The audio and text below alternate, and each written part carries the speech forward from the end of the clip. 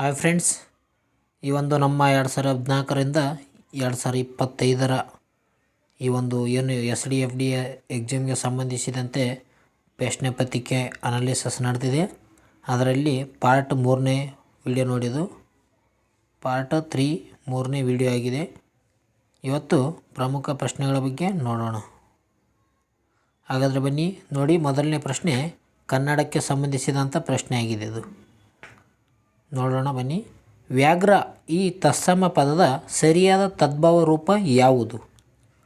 ಅಂದರೆ ವ್ಯಾಘ್ರ ಎಂಬ ಒಂದು ತತ್ಸಮ ಪದದ ತದ್ಭವ ರೂಪ ಯಾವುದು ಅಂತ ಕೇಳಿದ್ದಾರೆ. ಅಂದರೆ ಈ ಒಂದು ಎಕ್ಸಾಮ್ನಲ್ಲಿ ತತ್ಸಮ ಮತ್ತು ತದ್ಭವ ರೂಪಗಳನ್ನು ಕೇಳ್ತಾರೆ ನೋಡಿ. ತತ್ಸಮ ಮತ್ತು ತದ್ಭವ ರೂಪಗಳು ಯಾವ ಇರ್ತವಂತ ಕೇಳ್ತಾರೆ. ತತ್ಸಮ ಮತ್ತು ತದ್ಭವ ರೂಪಗಳನ್ನು ಕೇಳ್ತಾರೆ. ಇಲ್ಲಿ ವ್ಯಾಘ್ರ ಎಂದ ತತ್ಸಮ ಇದ್ದರೆ ತದ್ಭವ ರೂಪ ಯಾವುದು ಅಂತ ಕೇಳಿದ್ದಾರೆ. ಸರಿಯಾದ ಉತ್ತರ ಆಪ್ಷನ್ಸ್ ಬಿ, ಭಾಗ ಅಥವಾ ಬಗ್ಗ ಅಂತ ಕರೀತಾರೆ ನೋಡಿ. ವ್ಯಾಘ್ರ ಅಂದರೆ ತದ್ಭವ ರೂಪ ಬಗ್ಗ ಅಥವಾ ಭಾಗ ಅಂತ ಕರೀತಾರೆ. ಮುಂದಿನ ಪ್ರಶ್ನೆ ಹೋಗೋಣ. ಮುಂದಿನ ಪ್ರಶ್ನೆ, ಹೈದರಾಲಿಯು ಮೈಸೂರಿನ ಅಧಿಕಾರವನ್ನು ವಶಪಡಿಸಿಕೊಂಡ ವರ್ಷ ಯಾವುದು? ಹೈದರಾಲಿ ಈ ಒಂದು ಮೈಸೂರು ಅಧಿಕಾರವನ್ನು ವಶಪಡಿಸಿಕೊಂಡ ವರ್ಷ ಯಾವುದಂತ ಕೇಳಿದ್ದಾರೆ. ಸರಿಯಾದ ಉತ್ತರ ಆಪ್ಷನ್ಸ್ ಬಿ, 1761ರಲ್ಲಿ. 1761ರಲ್ಲಿ ಏನು ಮಾಡ್ತಾನೆ ಅಂದರೆ ಹೈದರಾಲಿ ಮೈಸೂರು ಸಂಸ್ಥಾನವನ್ನು ವಶಪಡಿಸಿಕೊಳ್ಳುತ್ತಾನೆ.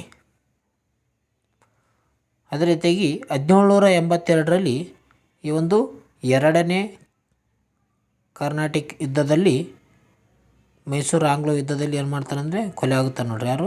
ಹೈದರಾಲಿ. 1782ರಲ್ಲಿ ಈ ಒಂದು ಆಂಗ್ಲೋ ಮೈಸೂರು ಯುದ್ಧದಲ್ಲಿ ಮರಣ ಹೊಂದುತ್ತಾನೆ. ಆಂಗ್ಲೋ ಮೈಸೂರು ಯುದ್ಧದಲ್ಲಿ ಈ ಒಂದು ಹೈದರಾಲಿ ಮರಣ ಹೊಂದುತ್ತಾನೆ. ಇವನು ಬೆನ್ನುಪಣಿ ರೋಗದಿಂದ ಮರಣ ಹೊಂದುತ್ತಾನೆ. ಬೆನ್ನುಪಣಿ ಎಂಬ ಒಂದು ರೋಗದಿಂದ ಮರಣ ಹೊಂದುತ್ತಾನೆ ನೋಡ್ರಿ. 1799ರಲ್ಲಿ 3ನೇ ಒಂದು ಆಂಗ್ಲೋ ಮೈಸೂರು ಯುದ್ಧ ನಡೀತದೆ. 4ನೇ ಆಂಗ್ಲೋ ಮೈಸೂರು ಯುದ್ಧ ನಡೀತದೆ. ಯಾವಾಗ? 1799ರಲ್ಲಿ ಟಿಪ್ಪು ಹೋರಾಟ ನಡೆಸಿ ಮರಣ ಹೊಂದುತ್ತಾನೆ. ಟಿಪ್ಪು ಕೂಡ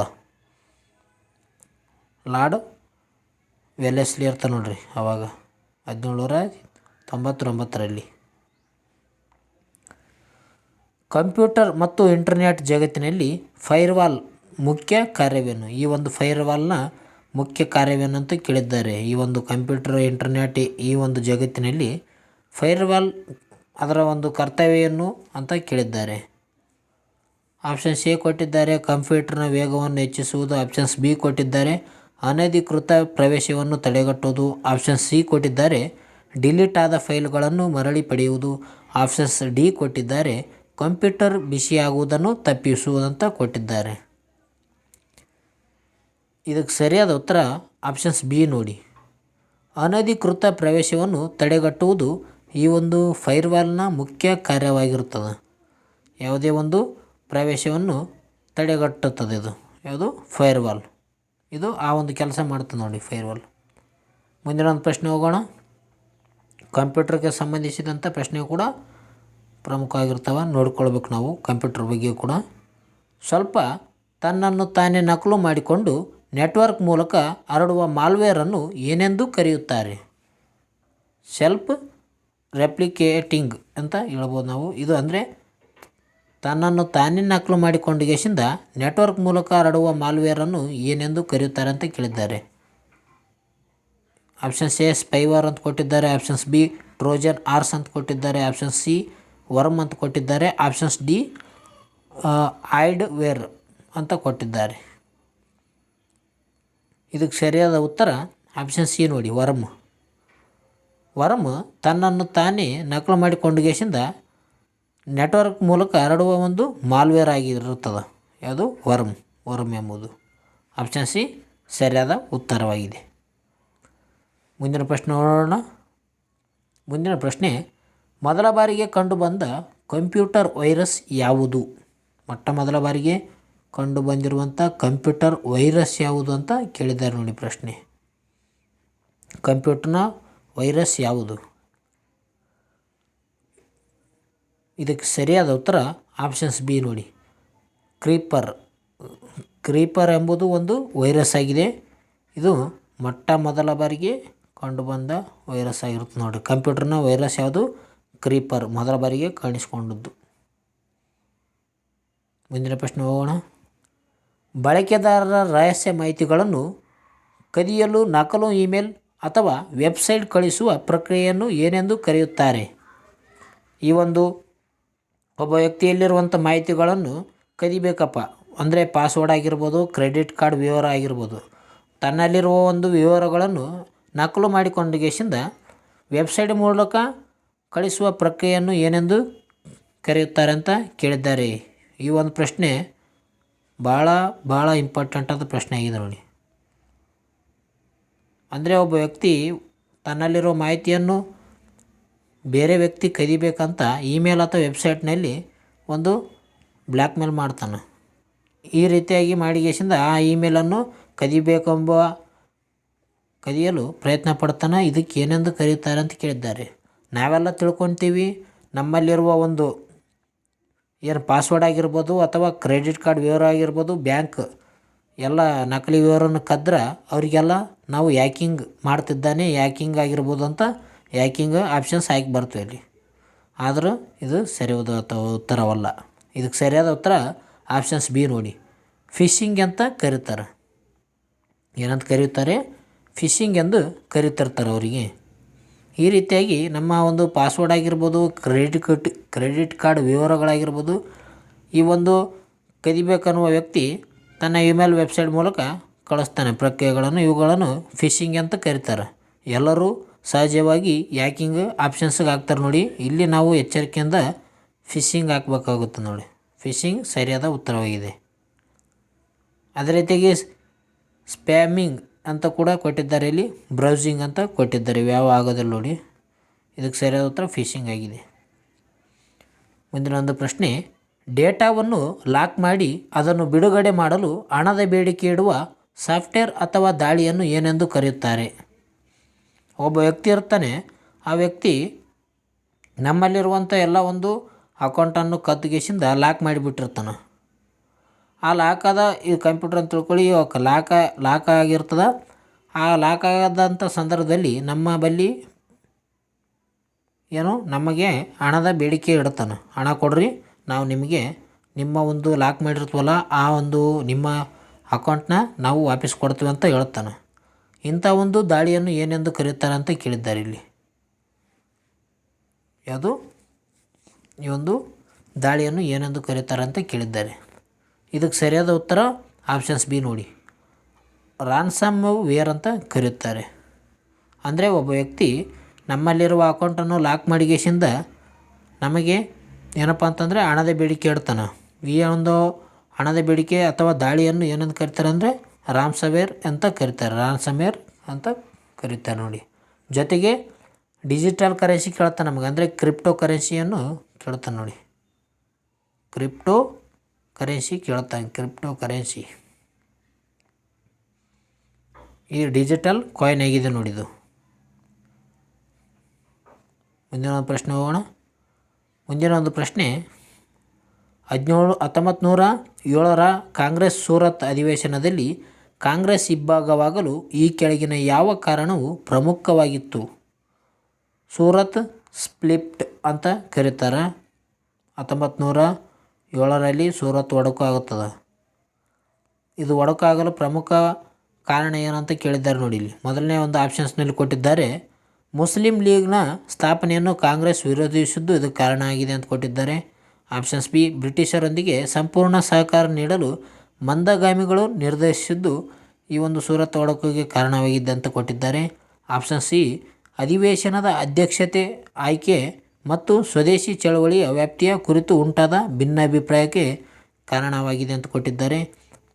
ಆಪ್ಷನ್ಸ್ ಡಿ, ಗಾಂಧೀಜಿಯವರ ಸತ್ಯಾಗ್ರಹ ತತ್ವವನ್ನು ತೀವ್ರಗಾಮಿಗಳು ಒಪ್ಪದಿದ್ದದ್ದು ಅಂತ ಕೊಟ್ಟಿದ್ದಾರೆ. ಇದಕ್ಕೆ ಸರಿಯಾದ ಉತ್ತರ ನೋಡೋದಾದರೆ ಎಲ್ಲ ಒಂದು ಹೇಳಿಕೆಗಳು ಸರಿ ಅನ್ನಿಸ್ತವೆ. ಆದರೆ ಇಲ್ಲಿ ನೋಡೋದಾದರೆ ಸರಿಯಾದ ಉತ್ತರ ಆಪ್ಷನ್ ಸಿ ಆಗಿದೆ ನೋಡಿ. ಯಾವುದು? ಆಪ್ಷನ್ ಸಿ ಅಧಿವೇಶನದ ಅಧ್ಯಕ್ಷರ ಆಯ್ಕೆ ಮತ್ತು ಸ್ವದೇಶಿ ಚಳವಳಿಯ ವ್ಯಾಪ್ತಿಯ ಕುರಿತು ಉಂಟಾದ ಭಿನ್ನಾಭಿಪ್ರಾಯ 1907ರಲ್ಲಿ ಆದಂಥ ಸೂರತ್ನ ಅಧಿವೇಶನದಲ್ಲಿ ಆತದ. ಸೂರತ್ ಒಡಕು ಅಂತ ಕೂಡ ಕರೀತಾರೆ ನೋಡಿ. ಇದಕ್ಕೆ ಸೂರತ್ ಒಡಕು ಈ ಒಂದು 1907ರಲ್ಲಿ ನಡೆದಂಥ ಅಧಿವೇಶನಕ್ಕೆ ಸೂರತ್ ಒಡಕು ಅಂತ ಕರೀತಾರೆ. ಇದಕ್ಕೆ ಮುಖ್ಯ ಕಾರಣವಾಗಿದೆ ನೋಡಿ ಕಾಂಗ್ರೆಸ್ ಇಬ್ಬಾಗವಾಗಲು. ಮುಂದಿನ ಒಂದು ಪ್ರಶ್ನೆ ನೋಡೋಣ. ಮುಂದಿನ ಒಂದು ಪ್ರಶ್ನೆ, ಮನುಷ್ಯನ ದೇಹದಲ್ಲಿ ರಕ್ತ ಹೆಪ್ಪುಗಟ್ಟಲು ಸಹಾಯ ಮಾಡುವ ಜೀವಸತ್ವ ಯಾವುದು? ವಿಟಮಿನ್ಸ್ಗಳ ಬಗ್ಗೆ ಪ್ರಶ್ನೆ ಕೇಳಿದ್ದಾರೆ. ವಿಟಮಿನ್ಸ್ ಆಪ್ಷನ್ಸ್ ಎ ಕೊಟ್ಟಿದ್ದಾರೆ ಜೀವಸತ್ವ ಎ, ಆಪ್ಷನ್ಸ್ ಬಿ ಕೊಟ್ಟಿದ್ದಾರೆ ಜೀವಸತ್ವ ಸಿ, ಆಪ್ಷನ್ ಸಿ ಕೊಟ್ಟಿದ್ದಾರೆ ಜೀವಸತ್ವ ಇ, ಆಪ್ಷನ್ಸ್ ಡಿ ಕೊಟ್ಟಿದ್ದಾರೆ ಜೀವಸತ್ವ ಕೆ. ಈ ಒಂದು ಪ್ರಶ್ನೆಗೆ ಸರಿಯಾದ ಉತ್ತರ ನೋಡೋದಾದರೆ ಆಪ್ಷನ್ಸ್ ಡಿ ನೋಡಿ. ಮನುಷ್ಯನ ದೇಹದಲ್ಲಿ ರಕ್ತ ಹೆಪ್ಪುಗಟ್ಟಲು ಕಾರಣವಾಗುವಂಥ ಪ್ರಮುಖ ಒಂದು ಜೀವಸತ್ವ ಯಾವುದಂದರೆ options K, options D vitamin K ಕಾರಣವಾಗುತ್ತದೆ. ಜೀವಸತ್ವ ಕೆ ಈ ಒಂದು ರಕ್ತ ಹೆಪ್ಪುಗಟ್ಟಲು ಸಹಕಾರಿಯಾಗಿದೆ. ಅದೇ ರೀತಿಯಾಗಿ ಆಪ್ಷನ್ ಸಿ ಏನಪ್ಪ ಅಂತಂದರೆ ರಾತ್ರಿ ಕುರುಡುತನ ಅಂತ ಹೇಳ್ತೀವಿ. ಆಪ್ಷನ್ ಸಿ ವಸಡು ಅಥವಾ ಈ ಒಂದು ಆಪ್ಷನ್ ಸಿ ಸ್ಕರ್ವಿ ರೋಗ ಬರ್ತದೆ.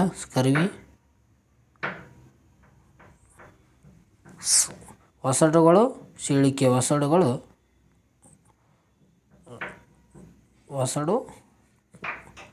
ತೊಂದರೆ ಆಗುತ್ತದೆ ಜೀವಸತ್ವ ಸೀಲಿಸಿದ. ಅದೇ ರೀತಿಯಾಗಿ ಆಪ್ಷನ್ ಸಿ ಬಂಜೆತನಕ್ಕೆ ಕಾರಣವಾಗುತ್ತದೆ ನೋಡಿ. ಬಂಜೆತನ ಕಾರಣವಾಗುತ್ತದೆ ಆಪ್ಷನ್ಸ್ ಇ. ಆಪ್ಷನ್ಸ್ ಡಿ ಏನಿದೆ ಜೀವಸತ್ವ ಕೆ, ಇದು ರಕ್ತ ಹೆಪ್ಪುಗಟ್ಟಲು ಸಹಾಯಕವಾಗುವಂಥ ಒಂದು ವಿಟಮಿನ್ ಆಗಿದೆ. ವಿಟಮಿನ್ಗಳ ಬಗ್ಗೆ ಕೂಡ ಪ್ರಶ್ನೆ ಕೇಳ್ತಾರೆ. ನೀವೆಲ್ಲ ಒಂದು ಚಾರ್ಟ್ನಲ್ಲಿ ಬರೆದಿಟ್ಕೊಳ್ಬೇಕು. ವಿಟಮಿನ್ ಎ ಯಾವುದು, ವಿಟಮಿನ್ ಬಿ ಯಾವುದು, ವಿಟಮಿನ್ B1 B2 B3 ಈ ರೀತಿಯಾಗಿ ನೀವು ಕೂಡ ಬರೆದು ಇಟ್ಟುಕೊಳ್ಳಿ, ರಿವಿಷನ್ ಮಾಡಿ ಜಾಸ್ತಿ. ಮುಂದಿನ ಪ್ರಶ್ನೆ, ಕೆಳಗಿನ ಯಾವ ಅರಸನನ್ನು ಕನ್ನಡದ ಮೊದಲ ರಾಷ್ಟ್ರಕವಿ ಎಂದು ಇತಿಹಾಸಕಾರರು ಗುರುತಿಸಿದ್ದಾರೆ? ನೋಡಿ, ಕನ್ನಡದ ಮೊದಲ ರಾಷ್ಟ್ರಕವಿ ಯಾರು? ಪಂಪನಿಗಿಂತ ಮೊದಲಾಗಿರ್ತಾರೆ ನೋಡ್ರಿ ಅವರು. ಇದು ಕೂಡ ಸ್ವಲ್ಪ ಒಂದು ಉನ್ನತ ಒಂದು ಪ್ರಶ್ನೆ ಆಗಿದೆ ಅಂತ ಹೇಳ್ತೀವಿ. ಕನ್ನಡದ ಮೊದಲ ರಾಷ್ಟ್ರಕವಿ ಪಂಪನಿಗಿಂತ ಮೊದಲು ಯಾರಾಗಿದ್ದರು? ಇದಕ್ಕೆ ಸರಿಯಾದ ಉತ್ತರ ಆಪ್ಷನ್ಸ್ ಡಿ ನೋಡಿ, ಶ್ರೀ ವಿಜಯ. ಶ್ರೀ ವಿಜಯ ಏನಪ್ಪ ಅಂತಂದರೆ ಒಂದು ಕನ್ನಡದ ಮೊದಲ ರಾಷ್ಟ್ರಕವಿ ಅಂತ ಕರಿತಿರ್ತಾರೆ ಪಂಪನಿಗಿಂತ ಮೊದಲು. ನಂತರ ದಿನಗಳಲ್ಲಿ ಪಂಪನಿಗೆ ಕನ್ನಡದ ರಾಷ್ಟ್ರಕವಿ ಅಂತ ಕರೆಯುತ್ತಾರೆ. ಶ್ರೀ ವಿಜಯ ಏನು ಅಂದರೆ ಕವಿರಾಜ್ಯ ಮಾರ್ಗ ಎಂಬ ಒಂದು ಪುಸ್ತಕವನ್ನು ಬರೆಯುತ್ತಾನೆ. ಕವಿರಾಜ್ಯ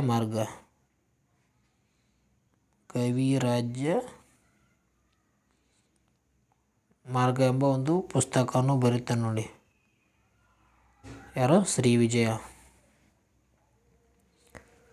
ಮುಂದಿನ ಪ್ರಶ್ನೆ, ಭಾರತದಲ್ಲಿ ಹಸಿರು ಕ್ರಾಂತಿಯ ಪಿತಾಮಹ ಎಂದು ಯಾರನ್ನು ಕರೆಯುತ್ತಾರೆ? ಹಸಿರು ಕ್ರಾಂತಿಯ ಪಿತಾಮಹ ಯಾರು? ಭಾರತದ ಹಸಿರು ಕ್ರಾಂತಿಯ ಪಿತಾಮಹ, ಇದಕ್ಕೆ ಸರಿಯಾದ ಉತ್ತರ ಆಪ್ಷನ್ಸ್ ಬಿ ನೋಡಿ, MS ಸ್ವಾಮಿನಾಥನ್ ಭಾರತದ ಹಸಿರು ಕ್ರಾಂತಿಯ ಪಿತಾಮಹ ಆಗಿದ್ದಾರೆ. ಅದೇ ರೀತಿಯಾಗಿ ನಾರ್ಮನ್ ಬೋರ್ಲಾಂಗ್ ಇವರು ಭಾರತದ ಹಸಿರು ಕ್ರಾಂತಿ ಪಿತಾಮಹ ಯಾರು? MS ಸ್ವಾಮಿನಾಥನ್. ಆದರೆ ಈ ನಾರ್ಮನ್ ಬೋರ್ಲಾಂಗ್ ಇವರು ಕೂಡ ಹಸಿರು ಕ್ರಾಂತಿಯ ಪಿತಾಮಹ ಅಂತ ಕರೀತಾರೆ.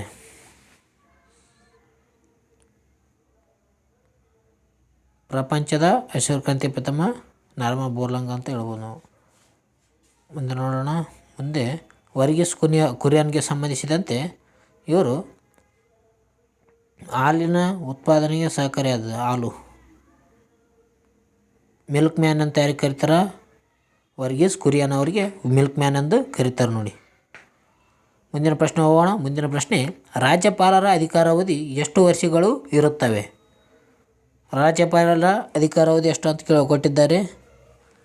ಇದಕ್ಕೆ ಸರಿಯಾದ ಉತ್ತರ ಆಪ್ಷನ್ ಸಿ, ರಾಷ್ಟ್ರಪತಿಗಳ ಇಚ್ಛೆ ಇರುವವರೆಗೆ ಈ ಒಂದು ರಾಜ್ಯಪಾಲರ ಅಧಿಕಾರಾವಧಿ ಇರ್ತದೆ. ಮತ್ತು 5 ವರ್ಷ ಅಂತ ಕೆಲವು ಜನ ಆಗಿ ಬಂದುಬಿಡ್ತಾರೆ. ಆದರೆ ಇದಕ್ಕೆ ಸರಿಯಾದ ಉತ್ತರ ಯಾವುದು?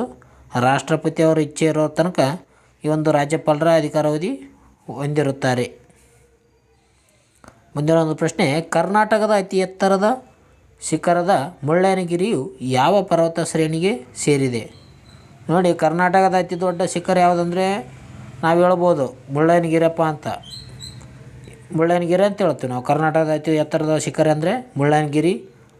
ಆದರೆ ಇದು ಯಾವ ಪರ್ವತದ ಶ್ರೇಣಿಗೆ ಸಂಬಂಧಿಸಿದೆ ಅಂತ ಕೇಳಿದ್ದಾರೆ ಪ್ರಶ್ನೆ. ನೋಡಿ, ಎಷ್ಟು ಡೆತ್ ಆಗಿರೋಂಥ ಪ್ರಶ್ನೆ ನಾನು ನಿಮ್ಮ ಕಣ್ಮುಂದೆ ತರ್ತೀನಿ. ಅದಕ್ಕೆ ನೀವೇನು ಮಾಡೋದು ಬೇಕಾಗಿಲ್ಲ, ಒಂದು ಲೈಕ್ ಬಟನ್ನ ಪ್ರೆಸ್ ಮಾಡಿ ಜಲ್ದಿ. ನೀವೇನು ಹಣ ಕೊಡೋದು ಬೇಕಾಗಿಲ್ಲ, ಏನೂ ಇಲ್ಲ. ಒಂದು ಲೈಕ್ ಬಟನ್ನ ಪ್ರೆಸ್ ಮಾಡಿ ವಿಡಿಯೋ ಇಷ್ಟ ಆಗಿತ್ತಂದ್ರೆ. ಮುಳ್ಳಯ್ಯನಗಿರಿ ಪರ್ವತ ಯಾವ ಶ್ರೇಣಿಯಲ್ಲಿ ಕಂಡು ಬರ್ತಂದರೆ ಇದಕ್ಕೆ ಸರಿಯಾದ ಉತ್ತರ ಆಪ್ಷನ್ ಸಿ, ಬಾಬಾ ಬುಡನ್ಗಿರಿ ಶ್ರೇಣಿಯಲ್ಲಿ ಕಂಡು ಬರ್ತದೆ. ಈ ಒಂದು ಮುಳ್ಳಯ್ಯನಗಿರಿ ಶಿಖರ ಎಷ್ಟು ಕಿಲೋಮೀಟ್ರ್ ಇದೆ ಅಂದರೆ 1913 ಕಿಲೋಮೀಟ್ರ್ ಇದೆ. ಕರ್ನಾಟಕದ ಅತಿ ದೊಡ್ಡ ಎತ್ತರದ ಶಿಖರ ಯಾವುದಂದರೆ ಮುಳ್ಳಯ್ಯನಗಿರಿ. ನಂತರ ಎರಡನೇ ಒಂದು ಎತ್ತರದ ಶಿಖರ ಯಾವುದಂದರೆ ಅದು ಬಾಬಾ ಬುಡನ್ಗಿರಿ ಶಿಖರ ಅಂತ ಹೇಳ್ತೀವಿ. ಮುಂದಿನ ಪ್ರಶ್ನೆ, ಭಾರತದಲ್ಲಿ ಅತಿ ಹೆಚ್ಚು ಸಾಕ್ಷರತೆ ಹೊಂದಿರುವ ಕೇಂದ್ರಾಡಳಿತ ಪ್ರದೇಶ ಯಾವುದು? ಲಿಟ್ರೆನ್ಸಿ ರೇಟ್ ಅಂತ ಹೇಳ್ತೀವಿ. ಅತಿ ಹೆಚ್ಚಾಗಿ ಸಾಕ್ಷರತೆ ಹೊಂದಿರುವಂಥ ಕೇಂದ್ರ ಆಡಳಿತ ಪ್ರದೇಶ ಯಾವುದು ಅಂತ ಕೇಳಿದ್ದಾರೆ. ಸರಿಯಾದ ಉತ್ತರ ಆಪ್ಷನ್ ಸಿ ನೋಡಿ, ಲಕ್ಷದ್ವೀಪ. ಲಕ್ಷದ್ವೀಪ ಅತಿ ಹೆಚ್ಚು ಸಾಕ್ಷರತೆ ಹೊಂದಿರುವಂಥ ಕೇಂದ್ರಾಡಳಿತ ಪ್ರದೇಶವಾಗಿದೆ. ಹಾಗಾದ್ರೆ ನಿಮಗೆ ಪ್ರಶ್ನೆ ಕೇಳ್ತೀನಿ, ಅತಿ ಕಡಿಮೆ ಕಾಣಿಸ್ತಾ ಇಲ್ವಾ ನಿಂದ್ರಿ,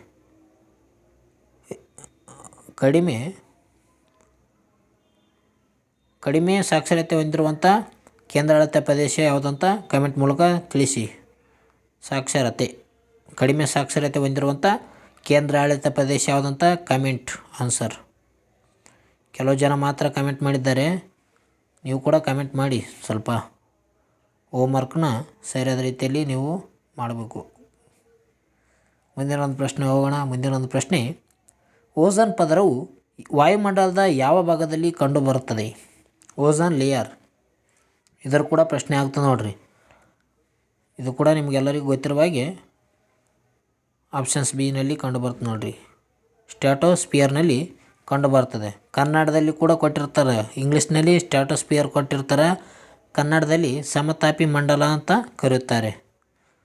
ಮೊದಲನೇದು ಕಂಡುಬರೋದು ಯಾವುದು? ಟ್ರೋಪೋಸ್ಪಿಯರ್, ನಂತರ ಸ್ಟ್ಯಾಟೋಸ್ಪಿಯರ್, ನಂತರ ಮೀಸೋಸ್ಪಿಯರ್, ಎಕ್ಸೋಸ್ಪಿಯರ್, ಅಯೋನೋಸ್ಪಿಯರ್ ಅಂತ ಕರೆಯುತ್ತೆ. ಎಕ್ಸೋಸ್ಪಿಯರ್ ಲಾಸ್ಟಿಗೆ ಆದ, ಅಯೋನೋಸ್ಪಿಯರ್, ಎಕ್ಸೋಸ್ಪಿಯರ್ ಲಾಸ್ಟ್. ಈ ರೀತಿಯಾಗಿ ಕಾಲಾನುಕ್ರಮವಾಗಿ ಕಂಡುಬರ್ತವೆ ನೋಡ್ರಿ. ಈ ಒಂದು ಅಯೋನೋಸ್ಪಿಯರ್ನಲ್ಲಿ ರೇಡಿಯೋ ಅಲೆಗಳು ಕಂಡುಬರ್ತವೆ. ರೇಡಿಯೋ ಅಲೆಗಳು ಕಂಡುಬರೋದು ಯಾವುದು? ಅಯೋನೋಸ್ಪಿಯರ್ನಲ್ಲಿ ಕಂಡುಬರ್ತದೆ. ಈ ಒಂದು ಮಧ್ಯಮಂಡಲದಲ್ಲಿ ಮೀಸೋಸ್ಪಿಯರ್ನಲ್ಲಿ ಉಲ್ಕೆಗಳು ಸುಟ್ಟು ಬೂದಿಯಾಗುತ್ತವೆ.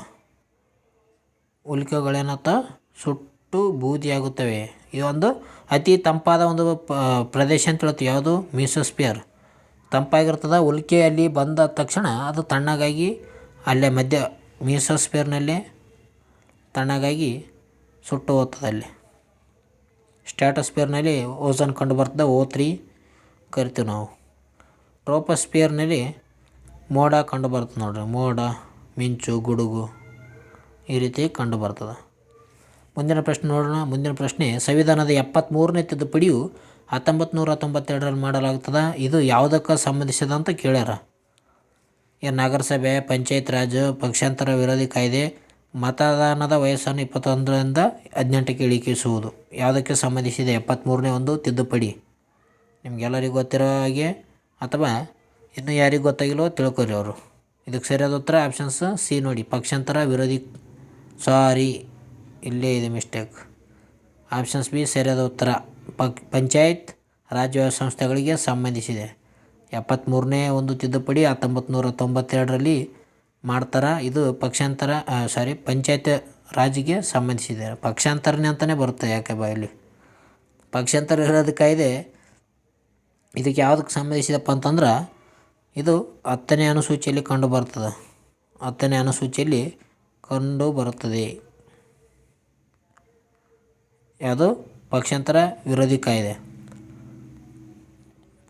ಪಂಚಾಯತ್ ರಾಜ್ ಅನನ್ಯ ಅನುಸೂಚಿಯಲ್ಲಿ ಕಂಡುಬರ್ತದೆ. ಇದು 73ನೇ ತಿದ್ದುಪಡಿಗೆ ಸಂಬಂಧಿಸಿದೆ.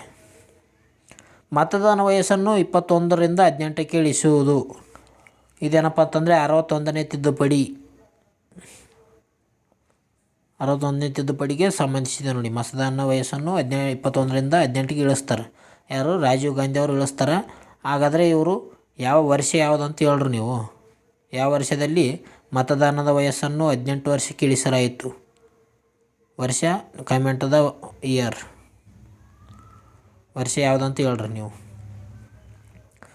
ಮುಂದಿನ ಪ್ರಶ್ನೆ, ಪೆನ್ಸಿಲಿನ್ ಎಂಬ ಒಂದು ಮೊದಲ ಆಂಟಿಬಯೋಟಿಕ್ ಅನ್ನು ಯಾವುದರಿಂದ ತಯಾರಿಸಲಾಗುತ್ತದೆ?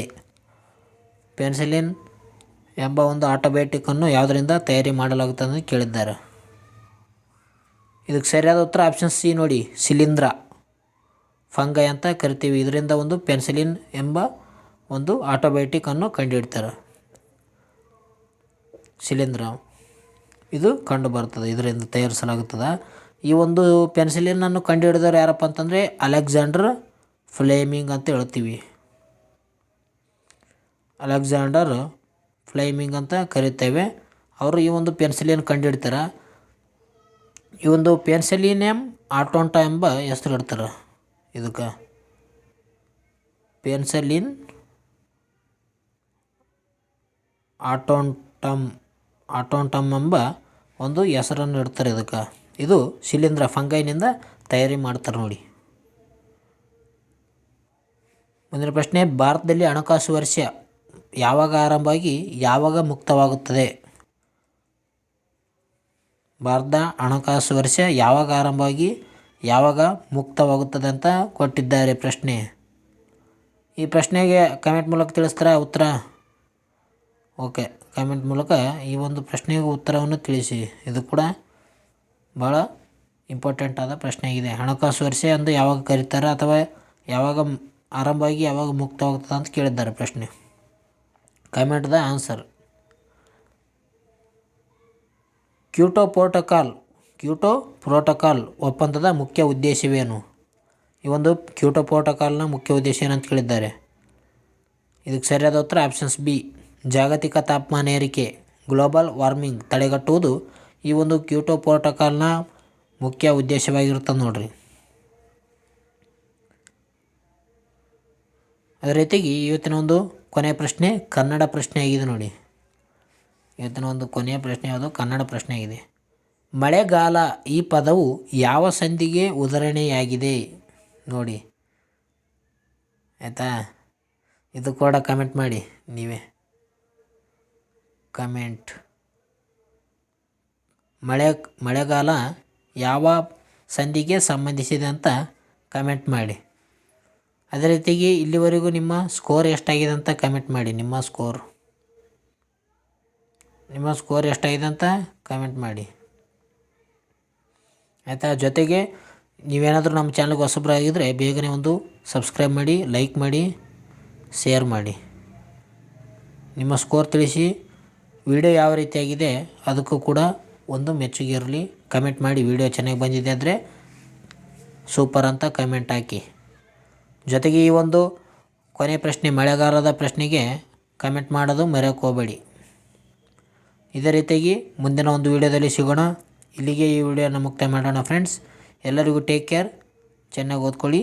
Bye friends.